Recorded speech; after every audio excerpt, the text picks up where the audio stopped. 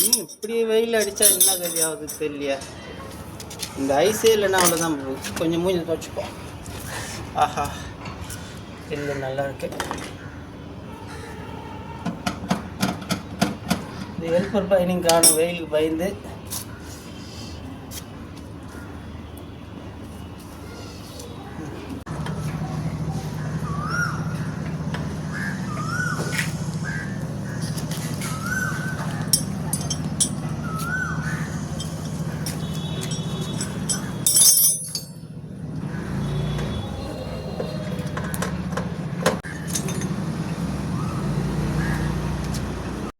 AC வேலை செய்ய வந்தால் அந்த வீடு கூலிங்காக இருக்கும்.